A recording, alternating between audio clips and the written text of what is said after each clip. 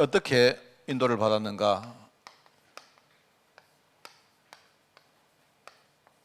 이걸 알고 우리가 이제 오늘 기도하고 이것을 알고 여러분 여기에 그냥 중요한 거 그냥 애들에게 우리 후대들에게 초대교회 중직자가 이래 했다, 헌신해라, 뭐 열심히 해라 이렇게 해가는 안 되죠. 이제 그 안에 숨어 있는 부분이 있습니다. 그죠? 겉으로 볼 때는 헌신도 했고 전도도 했고 그죠? 또 교회를 위해서 많은 기도도 했고 하지만 이제 그 밑바닥에 눈에 안 보이는 부분에 뭐가 있었기 때문에 이랬느냐, 이제 이걸 전달을 해줘야 됩니다. 그죠? 그래서 미리 누린 초대교회 중직자라는 제목입니다. 특별히 이제 돌아오는 주간은 수수감사주일입니다. 늘 말하지만 여러분이 우리가 이 세 절기에 대해서 제대로 딱 정리만 되어 있어도요, 이게요, 내가 볼 때 그 우리 신앙생활의 메시지 가운데 정리해야 될 가장 중요한 게 이겁니다. 세 절기가 뭔가, 그죠? 우리는 뭐 너무 이야기 많이 들었습니다. 그래서 이 메시지가 딱 정리가 되어 있으면요, 사람이 흔들리지 않습니다. 내가 볼 때는 정리가 딱 되어 있고 그 다음에 문제가 딱 올 때에 그 메시지가 딱 생각나면 돼요. 이게 중요하거든요. 정리가 되어 있는 사람은 생각날 가능성이 훨씬 좋습니다. 정리가 안 되어 있으면요, 아예 내가 볼 때는 전장에서 생각이 안 납니다. 그냥 내가 듣는 메시지는 메시지고 또 내가 겪는 여러 가지 일상의 일들은 그거고 이렇습니다. 그 다음에 이제 우리가 말하는 게 뭐냐니까 다른 사람에게 이 메시지가 이제 전달되면 되겠죠. 살아있는 메시지로 전달되면 됩니다. 그죠? 그걸 가지고 우리가 지금 편집하는 거다, 또 설계하는 거다, 또 이렇게 디자인하는 거다, 이렇게 말합니다만은요, 다른 건 몰라도 이 세절기에 대해서 이게 딱 여러분에게 이제 우선 정리가 되고, 뭐 여러분은 정리가 잘 돼 있다고 생각하고요, 우리 후대들에게 이제 반드시 이걸 내가 모르긴 몰라도 얘들이 우리 설화를 떠날 때까지, 우리 품에서 떠나기 전에는요, 반드시 애들이 이거부터 정리시켜야 된다. 여기서 이제 내가 누군지, 내가 어떤 인생을 살아갈 건지 애들 딱 여기에서 이제 뭔가 자기 인생이 정리가 되는 겁니다. 그리고는 이제 그 다음에 할 게 뭐냐니까 애들이 나가서 여러 가지 문제를 당하고 할 때 이 메시지가 그 어떤 것보다 먼저 딱 생각나도록 하면 돼요. 내가 볼 때는 우리는 여기까지입니다. 여기까지만 해도 우리가 후대 운동을 잘 할 수 있다고 생각합니다. 자, 그래서 다시 정리하겠습니다. 세절기가 뭐다 알죠? 세절기는 우선은 6월절이다. 6월절이다. 그 다음에 뭡니까? 오순절이다. 그 다음에 수장절이다. 이 세 절기입니다. 그죠? 그래서 요 언어의 이 단어의 의미를 여러분이 이해하시고 이거 설명해 주면 되겠죠. 이게 전부 다 한자음들이기 때문에 조금 이렇게 뭐 6월절이다 이렇게 하니까 그런데요, 이게 무슨 뜻이다 하는 걸 여러분이 이야기해 주면 됩니다. 그죠? 6월절은 넘어갔다.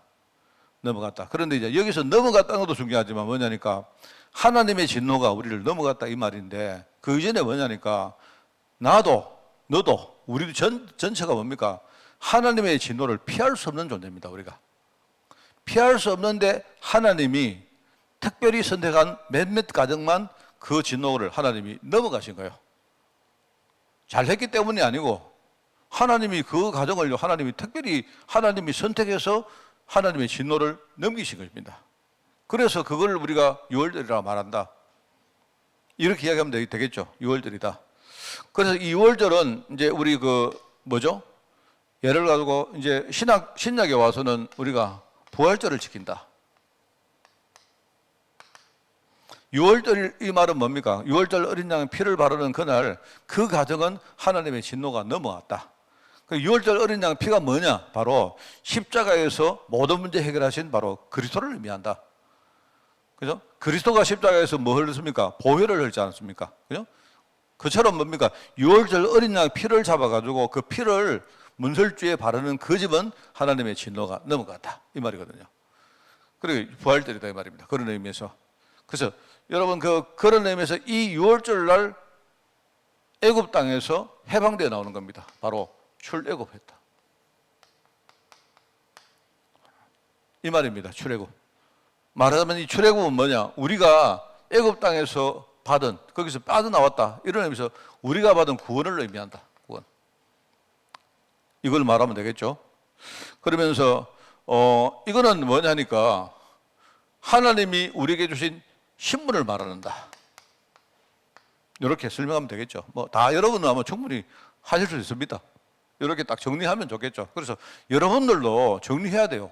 아, 이거 다 아는 말입니다. 이렇게 하지 말고 정리가 딱 돼 있으면 우리는 정리를 위한 정리가 아니잖아요. 어떤 분들 노트에 많이 쓰신 분들은요, 노트에 쓰기 위해서 쓰는 분도 계시지만 노트에 여러분이 딱 써보면 이게 생각 잘 납니다. 그죠? 확실히 정리를 딱 한 사람하고 정리를 안 한 사람은요, 그 다음이 달라요. 그런 의미에서 우리가 정리한다 이 말입니다. 그죠? 그래서 이렇게 이야기하고 또 뭡니까? 오순절은 뭐죠? 오순절은 우리가 지금 맥추절을 지킨다. 이거는 뭐냐니까 이스라엘 백성들이 광야에서 빠져나온 이후에 이제 광야를 걸어간 과정을 말하는 거다. 광야. 겉으로 볼 때는 굉장히 힘들고 어렵고 하지만 그런데 알고 보니까 하나님이 아주 세밀한 손길을 가지고 이스라엘 백성들을 보호하고 인도하시고 이끌어 가셨더라 하는 그 이야기입니다. 그죠? 그런데 이제 이 광야를 걸어가다 보니까 환경 문제가 오지요. 그 다음에 대적들이 막 쳐들어오지요. 그 다음에 진짜 문제는 뭐냐니까요. 여기서 빠져나온 이스라엘 백성들 속에 어마어마한 숨은 문제가 아직 남아있는 거예요. 이게 끊임없이 우리 생각과 마음을 공격합니다. 그죠? 이제 그렇게 하다 보니까 사람들이 막 우왕좌왕한단 말입니다. 그런데 이때에 하나님은요, 세밀하게 지키고 보호하시고 인도했다 이 말입니다. 그래서 이걸 가지고 우리가 하나님의 인도를 받는 것이고, 그리고 우리가 거기에서 인도받아서 모든 환경과 대적과 심지어 자기를 이기는 모든 것을 말하는 것이다. 이렇게 말하면 되겠죠. 그러면서 이제 여기에 필요한 중요한 게 뭐냐? 이게 하나님 우리에게 주신 권세를 말하는 거다. 권세가 있어야 우리가 싸워서 이길 거 아닙니까? 힘이 없는 사람은 무조건 지거든요. 안 그렇습니까? 이렇게 설명하면 되겠죠. 수장절은 뭐다? 수장절은 우리가 지금 지키는 추수감사절이다. 이렇게 말하면 됩니다. 그죠? 말하자면 이제 추수감사절은 뭡니까? 우리가 하나님께 곡식을 다 우리가 수확을 하고 그리고 우리가 창고에 다 드린 이후에 하나님께 드린 제사였다, 절기였다 이 말을 하고요. 그럼 이거는 뭐냐니까 이스라엘 백성들이 나중에 광야를 걸어간 이유는 이게 목적이 아니고 뭡니까? 진짜 목적이 있었다. 그게 뭡니까? 가나안 땅에 들어갔다. 가나안 땅에 들어가서 가나안을 정복을 했다 이 말입니다. 그죠? 그리고 여기 이제 정복했다는 말이죠. 정복했다. 그리고 하나님의 창고에 입성했다. 이렇게 말해도 됩니다. 여기서 중요한 게 뭐냐? 원래는 알고 보니까 우리에게는 천국이라는 중요한 영적 배경, 천국 하늘보다의 배경이 있었다. 이 배경이 있었기 때문에 우리가 천국 시민권 가진 그런 사람이기 때문에 우리는 나중에 천국 가는 겁니다. 그죠? 그래서 이렇게 여러분이 이제 설명하면 되겠죠. 충분히 할 수 있다고 생각합니다. 이렇게 하면 되고요. 그래 이제 그 대신에 이제 여러분이 한 가지 부연해서 설명할 게 뭐냐니까 구약은 하나님께서 유월절을 지키고 오순절을 지키고 수장절을 지키라 이렇게 말했죠. 이 구약은 바로 이 하나님의 여정을 모세라는 지도자가 하나님이 이 모세를 지도자로 세워가지고 이 모세를 통해서 어떤 방법을 제시하겠느냐? 바로 언약궤를 따라가라. 이 세 가지의 여정이 전부 다 언약궤 속에 들어있기 때문에, 그죠? 모세라는 지도자를 통해서 언약궤를 따라가는 방법으로 하나님이 그렇게 제시를 했는데 신약에 와서는 어떻게 했느냐? 신약은 모세를 통해 하신 게 아니고 직접 성령이 오셔서,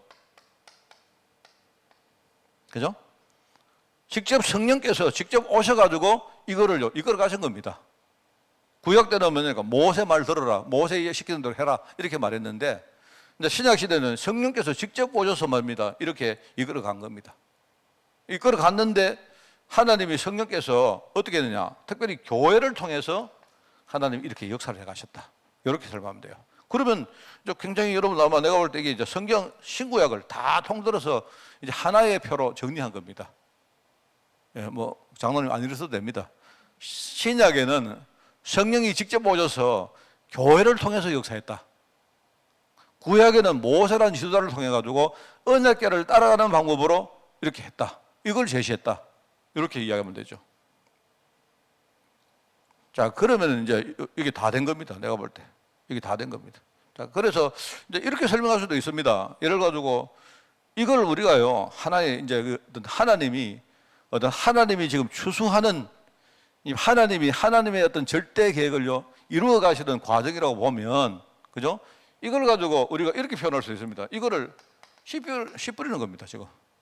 하나님이 지금 씨를 뿌리는 것이다. 그리고 씨를 뿌려놓고는요, 이거를 하나님이 키운다. 성장시키는 것이다. 여러분, 우리가 씨를 뿌리면 처음에는요, 우리가 뭔가 선택해서 내가 고추를 심어야 되겠다. 내가 배추를 심어야 되겠다. 여러분이 선택 안 합니까? 그죠? 그러면 내가 고추를 심고 배추를 심을 장소에 여러분이 거기다가 여러분이 원하는 것을 심지 않습니까? 씨를 뿌리지 않습니까? 하나님이 우리를요, 원해서 씨를 뿌린 겁니다. 하나님 자녀라는 씨로 우리를요, 뿌리신 거예요. 그래 놓고는요, 그 다음에 우리를 그냥 내버려 두지 않고 어떡합니까? 고아와 같이 내버려 두지 않는다 했지 않습니까? 우리를 고아처럼 내버려 두지 않고 성령께서 오셔서 우리를 신이 세밀하게 인도하시고, 우리가 연약하면 깨닫게 하시고, 우리 뭐 가르치시기도 하고, 어떨 때는 매질도 하고, 그죠? 심지어는 내가 연약하면 나를 위해서 막 하나님께서 탄식하는 마음으로 기도도 하고, 이래 한다 했잖아요. 이런 식으로 세밀하게 우리를 키워 가시는 겁니다. 성장시키는 거예요. 말하자면 이 광야는 전부 다 우리를 성장시키는 과정을 말하는 겁니다. 그러니까 줄기가 자라고 꽃이 피고 이런 식으로 나중에 뭡니까? 나중에 열매를 맺게 되는 거죠. 그러면서 이제 이거는 뭐냐? 이거는 뭐냐니까 하나님이 나중에요, 하나님 곳간에 우리를요, 추수하는 겁니다. 말하자면 그렇게 이야기하면 돼요. 이제 요게 그냥 씨를 뿌리는 게 따로 있고 성장하는 게 따로 있는 게 아니다 말입니다. 하나님 자녀를 우리가 하나님이 구원해 놓고 그 다음에 우리를 인도하시고 나중에 우리 실제로 정복시켜 가지고 천국이라는 하나님 창고에다 우리를요, 입성케 하시는 거예요. 이런 일종의 성도의 전체 여정입니다. 신앙의 전체 여정을 말하는 거예요. 자, 거기에서 이제 또 중요한 포인트가 있죠, 여러분. 이 그리스도라는 중요한 어떤 시간표로 볼 때는 이게 뭐냐니까 이게 그리스도의 십자가입니다. 십자가. 우리가 아직 죄인 되었을 때 우리는 아무것도 모르고 있는데 하나님이 일방적으로 우리를 위해서 십자가를 그리스도를 보내가지고 십자가를 지신 겁니다. 우리 여러분들이 이런 사람 아니십니까? 나는 배추되고 싶은데 하나님이 나를 무로 심어주세요. 나도 하나님 나 배추되고 싶어요. 하나님 그런 거 없습니다. 하나님이 나를 일방적으로 배추로 선택한 게 아니고요, 나를 무로 선택한 거예요. 하나님이 나를 무로 심어본 거예요. 그처럼 그리스도가 십자가를 나를 위해서 내가 아무것도 모르고 있는 상태에서, 그죠? 내가 원한 것도 아니고 내가 요청한 것도 아니고, 그죠? 그런데 하나님이 나를 위해서 일방적으로 십자가 지시고 우리 문제를 해결하신 겁니다. 그리스도의 시간표로 볼 때는 이게 바로 그리스도의 십자가고, 이 십자가로 말미암아 모든 문제 끝났다는 사실을 증거하는 시간표가 거의 부활입니다. 그래서 십자가와 부활은 하나의 같은 연속적인 일종의 사건이죠. 십자가에 죽었기 때문에 부활하신 거 아닙니까? 안 죽었으면 부활할 필요가 없죠. 그죠? 그래서 이제 이 두 개는 똑같은 겁니다. 그래서 우리가 이제 부활절이라고 말하지만 부활절 앞에는 뭐이죠? 고난주간이 있습니다. 그러니까 여러분, 고난주간이 며칠 동안 진행되어지다가 고난주간이 끝나는 날이 뭡니까? 그게 부활절이잖아요. 그죠? 연속이다 이 말입니다. 이렇게 애들에게 설명해 주는 겁니다. 여기. 그리고 뭡니까? 우리를 성장시키기 위해서 바로 이 부활하신 그리스도가 뭐 하셨습니까? 성령으로 오신 거예요. 성령으로. 그래서 성령으로 오시기 위해서는 뭡니까? 이 땅에 육체적인 육신을 가지고는 그리스도도 계시고 또 성령이 또 오시면 이상하잖아요. 그래서 육신을 가진 그리스도가 부활하신 이후에 뭡니까? 하늘로 성천하셨습니다. 여기 앞에 이제 성천이 있겠죠, 성천. 여기 이제 그리스도의 시간표라고 말하죠. 성천하신 그리스도가 성령으로 다시 오셔서 우리 안에 내조하시면서 우리를요, 성장시켜 나가신 거예요. 이러면 여러분, 애들 이것만 알고 있어도요, 성경 다 아는 겁니다, 내가 볼 때.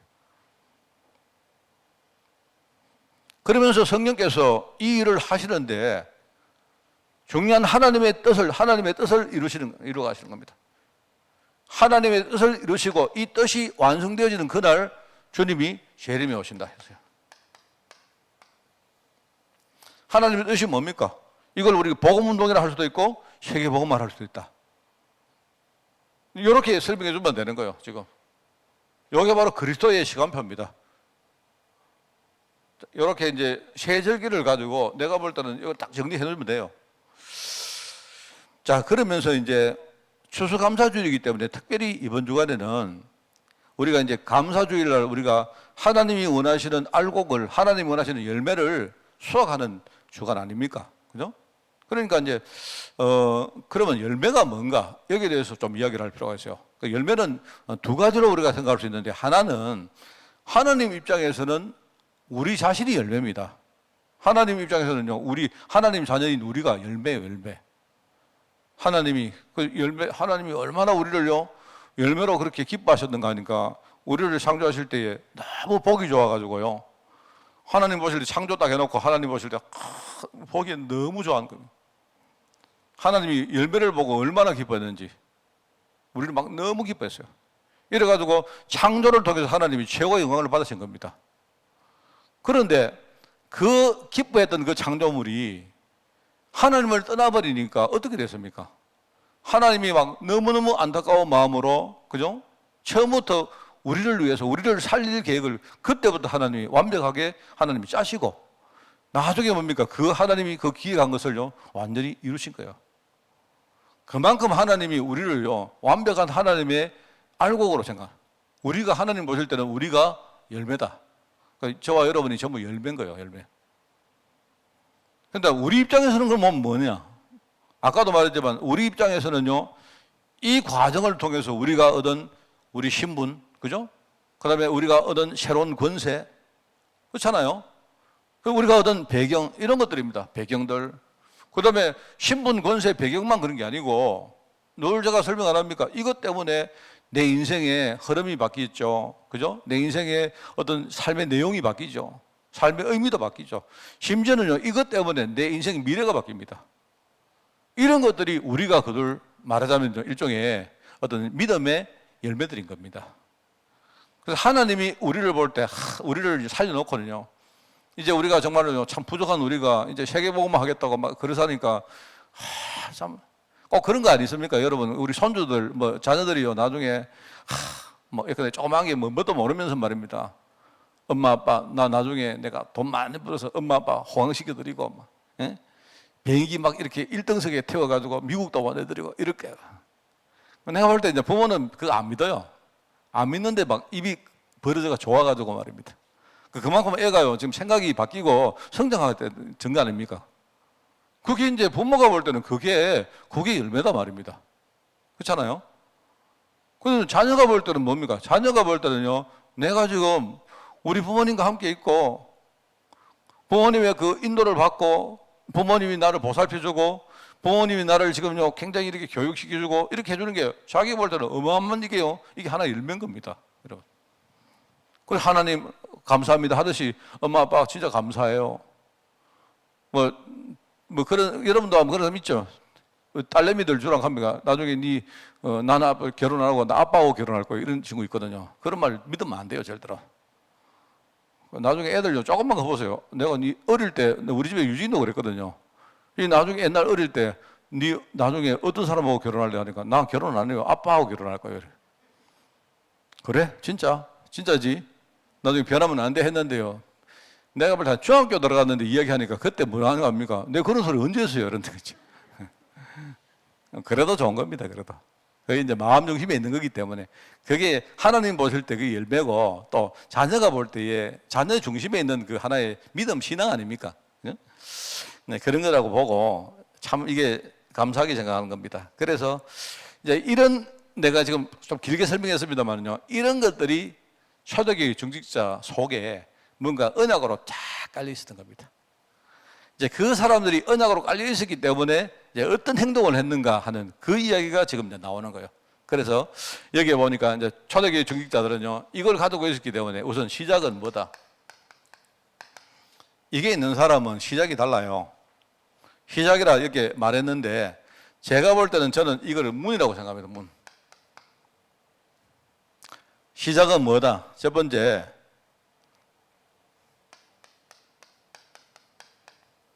전도의 문이 열린 겁니다. 그러니까 여러분이 전도의 문이 열릴 때까지는 다른 거 하지 말고 이거를 계속 누리는 겁니다. 이거. 전도의 문이 열렸다. 그게 어떻게 보면요, 시작인 거예요. 그냥 전도가 아니고 나중에 제자의 문이 열립니다. 제자. 사도행전 2장 41절에서 42절. 그죠? 그러면서 이제 이때부터 우리 현장이 변화가 된다.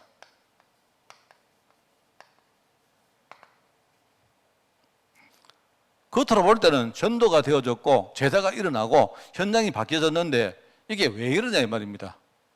그게 무슨 말인가 하니까 이 사람들이 그 눈에 안 보이는 부분에 이걸 진짜 제대로 알고 누리고 있었기 때문에, 그렇기 때문에 어느 날 전도 문이 열리고 제사의 문이 열리고 현장 변화의 문이 열렸다 이 말입니다. 그 우리가 다른 사람이 볼 때는 아, 저게 저 사람들의 시작이었구나 이렇게 말하는데 사실은 시작 이전이 있었죠. 이겁니다. 이게 바로 이제 이것이 이렇게 열매가 되다 이 말입니다. 얼마나 감사합니까? 그죠?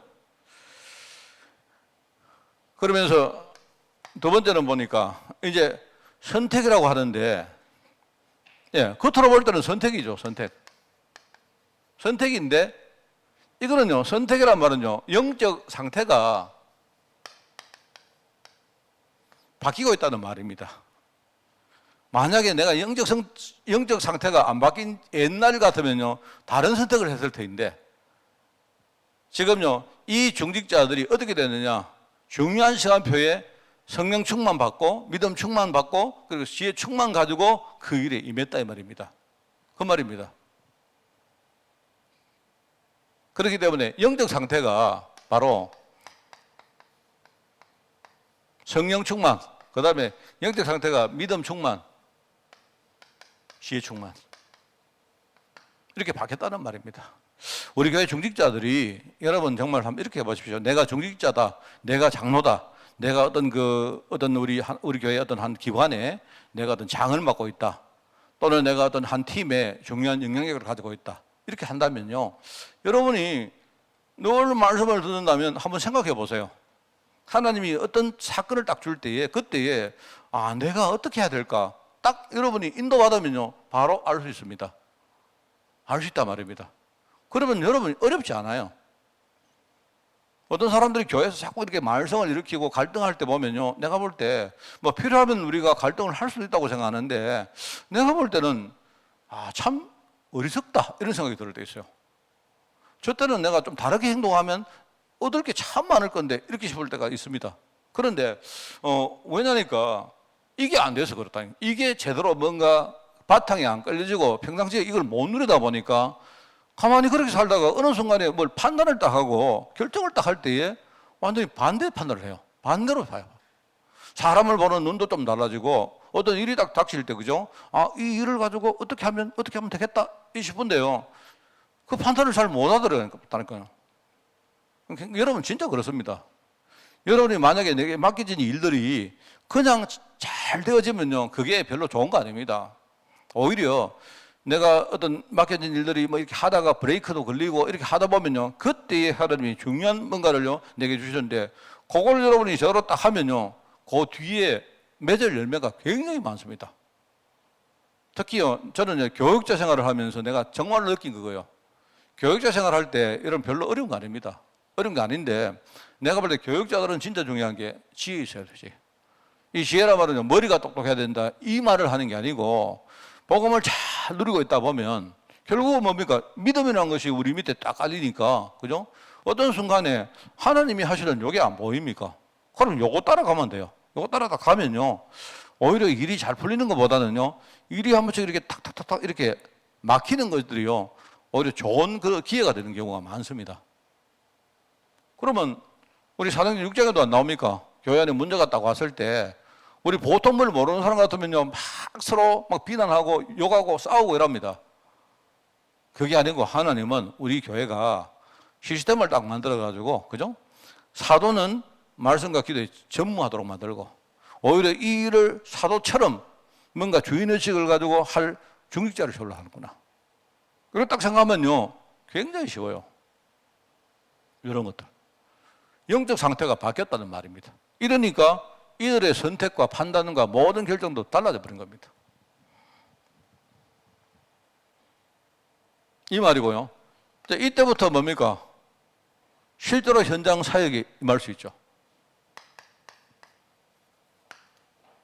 그래서 여기 나오는 뭡니까? 사도행전 3장은 뭐냐니까 이게 전부 다 종교 현장입니다. 종교.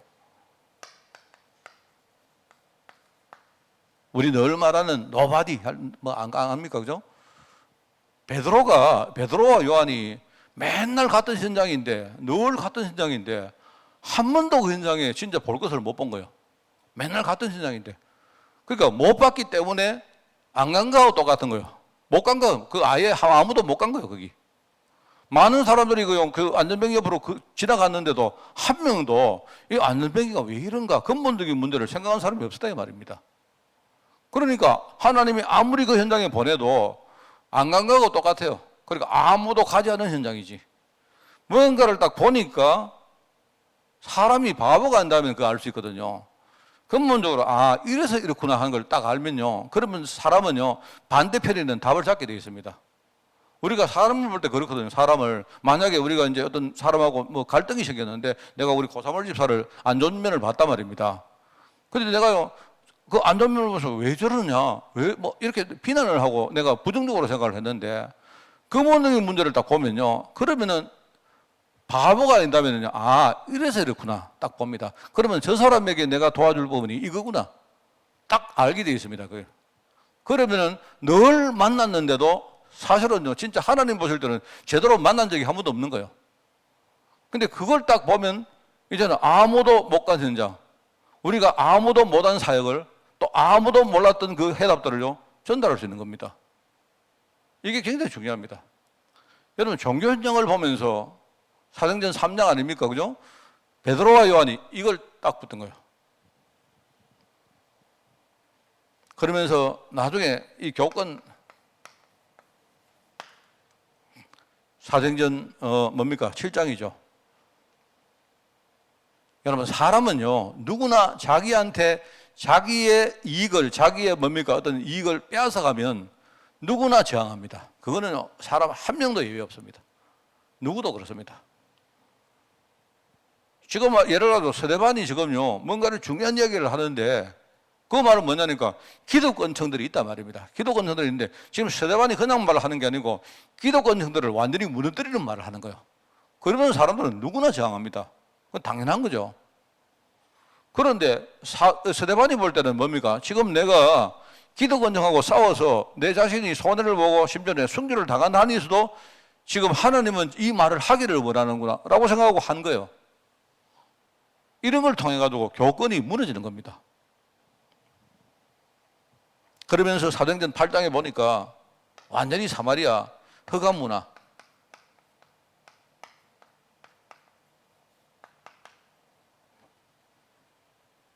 저는 그 파키스탄을 제가 안 가봤는데요. 뭐 제가 듣기로는 그렇습니다. 보면요, 막 그 인구가 한 지금 3억 가까이 되거든요. 그런데 근데 옆에 이제 인도는요 13억이 됩니다. 이 파키스탄이 이런데 지금요 이 사람들이 그냥 이슬람과 힌두교로 나누어져 가지고요 원래 옛날에 그 인도라고 말하면 지금 파키스탄과 인도를 합친 거였습니다. 원래 옛날에 영국 지배하에 있을 때 인도 이러면요 파키스탄 그다음에 뭡니까 지금 인도 그다음에 스리랑카 그다음에 뭡니까 방글라데시 이걸 다 포함한 나라였어요. 근데 이게 나중에 이 식민지에서 이 사람들이 독립을 하면서 어떻게 됐느냐, 그냥 함께 독립을 하면 될 건데 이슬람하고 힌두하고 서로 나눠진 겁니다. 이래가지고는요 박이 터지게 싸웠어요. 이래가지고 말입니다. 근데 나중에 뭡니까 어떻게 독립을 했느냐 하니까 이 사람들이 이슬람들이 많은 지역은 뭐냐니까 이제 파키스탄이 되는 겁니다. 근데 문제는요 그 안에 있는 힌두교 사람들 있지 않습니까? 이 사람들 다 쫓아낸 거예요. 그 다음에 뭡니까 인도의 힌두 지역에 있는 많은 이슬람 교도들을 다 쫓아낸 겁니다. 이래가지고 이 사람들이 자기들의 터전을 다 잃고 재산 다 잃고 이제는요 강압적으로 이동해 가면서 서로 죽이고 살리고 한 거예요. 이래가지고 수백만이 죽었습니다 그때. 이래가지고 이 사람들이 이제 자기 말하면 종교 때문에 그 지역으로 갔는데, 그래 갔는데 뭡니까 가니까 그러면 거기가 좋으냐? 그것도 아니죠. 쉽게 말하면 인도에 뭡니까? 인도의 이슬람 교도들이 이 동쪽에도 있었고 서쪽에도 많이 있었거든요. 그러니까 동쪽에 있는 나라를 옛날에는 동파키스탄이라고 말했어요. 그리고 서쪽에 있는 나라를 서파키스탄이라고 말했어요. 내 어릴 때 학교 다닐 때는요, 동파키스탄, 서파키스탄 이렇게 부르습니다. 근데 나중에 저거 둘이도 또 싸워가지고 뭡니까? 이제 이 동파키스탄이 지금 방글라데시가 된 거예요. 들어보면요, 예를 들어가지고 쓰레기를 아예 치우지를 안 한 겁니다. 왜요? 쓰레기 안에도 뭡니까? 주워가지고 자기들이 팔고 돈 될 게 많이 있거든요. 그러니까 말입니다. 동네에 쓰레기를 사는 거예요. 그러니까 이야기 들어보니까 어마어마합니다. 최근에 보니까 유튜브 같은 거 이제 나오니까 내가 이제 유튜브 들어가서 내가 파키스탄에 관심이 있어가지고 내가 봤거든요. 보니까. 근데 이 사람들은 내가 볼 때는 이제 역사적으로 볼 때에 말하자면요. 내가 볼 때 잘 살 수가 없어요. 이미 뭔가 이 사람들 머릿속에, 생각 속에 뭔가가 꽉 장악을 하고 있는 겁니다. 그리고 잘 살 수가 없는 겁니다. 내 이야기 들어보니까 그래 파키스탄은 한 달 월급이 한 30만 원 된대요. 보통 사람들이. 방글라데시는 그거 반도 안 돼요. 반도. 저기끼리는요. 또 저기끼리 앉아가지고 너희들은 뭐 흙수저고 우리는 뭐 금수저 이러고 있는 거예요. 이래가지고 말입니다. 사람들이 막 그냥 완전히 생각부터가 완전히 썩은 거예요. 근데 이런 상태입니다. 이런 상태다 보니까 내가 볼 때는 완전히 정신적으로, 영적으로, 육신적으로 삶에서 전부 다 거지. 그러면 또 국가는 어떻게 합니까? 정부는요.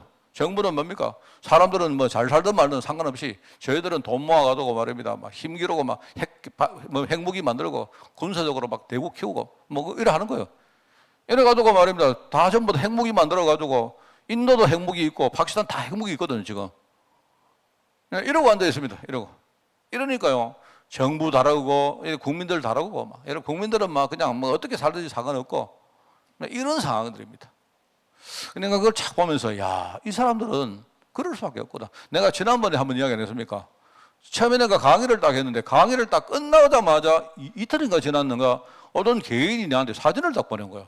어떤 개인이 사진을 보내와가지고 내가 볼 때 멀쩡하게 생긴 사람인데 얼굴을 보니까 우리 한 정원표 집사가 저기 있더라고.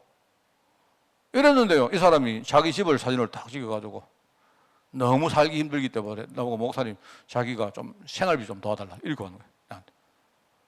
내가 볼 때는 뭐 어떻게 찍었는지 다 스마트폰은 다 있는 것 같아요. 내가 볼 때. 내가 볼 때 내가 어떻게 받아들일까 싶었는데 내가 보니까 그래서 내가 고민을 했습니다. 그 다음에 내가 강의를 할 때에 그 사람에게 내가 한 10만 원이라도 내가 보내줄까 생각을 하고 내가 보니까 이게 역사적으로 이 사람들은요 이렇게 살 수밖에 없구나 하는 걸 내가 봤어요. 사마리아도 그렇습니다, 여러분. 사마리아가 알지 않습니까? 거기에 왜 귀신 들린 사람이 많고 온갖 질병들 다 있었는가 하니까 이게요 그냥 된 게 아니고 이게요 사람들이 막 정신세계가 무너진 겁니다. 왜 그러느냐 여러분 이유 아시죠? 이유는 여러분 알 겁니다. 시간이 없기 때문에. 그러다 보니까요 영적으로 질병이 오고 정신적으로 완전히 사람들 거지가 되고 이렇게 되니까요 결국은 자기들 삶 속에 있는 거는 전부 다 막 질병과 막 혼돈과 서로요 싸움과 그렇습니다. 여러분 우리 뭐 멀리 갈 것도 없습니다. 북한 보면요 내가 볼 때는 저기는 아예 내가 볼 때 북한 사람들은 지금 아예 거짓말쟁이 그 다음에 뭡니까 완전히 뭡니까 막 도둑 이거밖에 없어요. 지금 그럴 수밖에 없는 겁니다. 이런 현장을 보면서 그죠? 여기에 대해서 중요한 사역에 뭔가 중요한 결단들을 하고 그게 바로 이 사람들입니다. 그래서 제가 이야기는 오늘 시작과 선택과 사역 이 전부 다 뭐냐니까 눈에 보이는 부분인데 이 사람들 눈에 보이지 않는 그 밑바닥에 뭐가 있었느냐? 요게요 딱 편집되어 있는 겁니다. 이게 편집돼 가지고 어느 날 딱 정리된 이 메시지가 자기들 현장에서 어떤 문제가 올 때마다 뭡니까 딱 생각나고 삶에 자기들 딱 적용한 겁니다. 여러분 다른 건 몰라도 이거 따라가야 됩니다. 이게 흔들리지 않는 사람은요 하나님이 반드시 그 사람들 축복하시고 하나님이 사용하십니다. 이번 주간에 추수감사주일날 여러분 뭐 좋다 띵까띵까 이렇게 넘어가지 마시고 있지 않습니까? 여러분이 이걸 딱 붙들고 우리 후대에게 잘 설명하는 그런 축복이 여러분에게 있기를 바랍니다. 하나님 아버지 감사드립니다. 우리 초대교회 중직자를 생각하며 미리 근본 속에 가지고 있었던 것들을 누린 이 사실을 우리가 생각하고 우리가 이 세절기의 축복들을 함께 우리가 누리기를 원합니다. 그리고 이 세절기의 참된 이 신앙의 여정들을 우리 후대들에게 설명하고 가르치고 물려주기를 원합니다. 하나님 간절히 원하옵기는 우리 아이들 어릴 때에 이 메시지가 잘 정리되게 하시고 살아가는 현장 속에 어떤 문제, 어떤 환경이 와도 이 말씀들이 생각날 수 있도록 주님이 축복하시고 또 이 말씀들을 많은 자들에게 전가하여 다른 사람을 살리고 다른 문화권을 살리는 237 제도로 쓸 수 있도록 우리 아이들 축복하여 주옵소서. 하나님 감사를 드리고 오늘 이 언약을 붙들고 기도하기를 원하오니 이 밤에 주님이 이곳에 역사해 주옵소서. 감사드리오며 예수님의 이름으로 기도드리옵나이다. 아멘.